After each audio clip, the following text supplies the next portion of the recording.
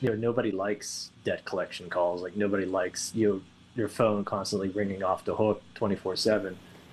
More and more Pennsylvanians are swiping the credit cards and praying, finding themselves in too much debt for comfort.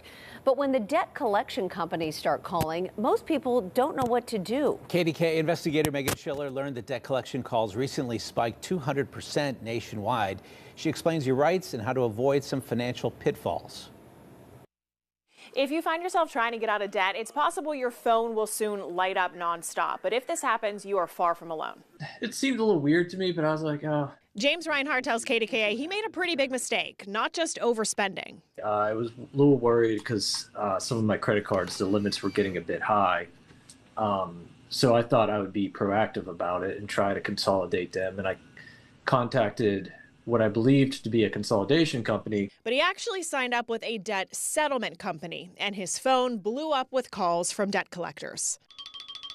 As much as I blocked it, it felt like, it felt like, cockroaches or something. Like no matter what you do, they're still kind of there. So you want to understand your options, make sure you're selecting the one that's right based on you. Thomas Nitzsche with Money Management International says it's a simple mix-up. He says a for-profit debt settlement company stops paying your creditors and allows them to all go into collections.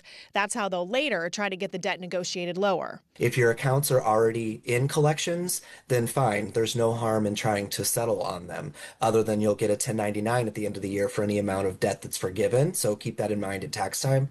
And for-profit companies do charge significant fees, usually 15 to 25% of however much debt you've enrolled with them. But financial educator Nitzsche says for people like Reinhardt, he didn't need to go that route. But you need to understand that if your accounts are current, you likely don't want to go that route because it's going to cause all your accounts to go into collections, into default. There's going to be a lot of credit damage. You could easily see your credit score slip 100 points or more. So you want to understand what type of service you're getting into. And the first question really is, will my accounts be paid every month and will they remain current? Bottom line, that's what you want to know. Reinhardt quickly learned that debt settlement company stopped his payments, hence all the calls. He's one of more than 13,000 Pennsylvanians that filed complaints about these debt collection calls. And new data out from the FTC shows a nearly 200% spike nationwide in debt collection call complaints, a total of more than 400,000 last year alone. Reinhardt blocked the numbers and pursued Money Management International's help. I think it'd be very easy to feel overwhelmed or feel embarrassed, but there is help out there. I just say do your homework, see who can help you out the best. Nitzsche wants consumers to know their rights when dealing with debt collectors. They can't call you in the middle of the night. They can't call you, they can't tell other people about your debt if that person is not also listed on the account. So make sure you do understand your rights. They have to abide by what's called the Fair Debt Collection Practices Act.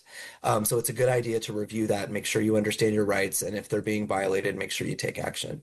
And Nitzsche says, unfortunately, with all this, you need to act fast because you really only have 3 months' time from when something falls past due to when it's sent to a collection agency. Once that happens, that affects your credit. And he says you really are just rehabilitating after that.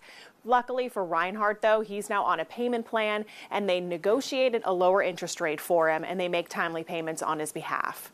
In the newsroom, I'm Megan Schiller, KDKA News.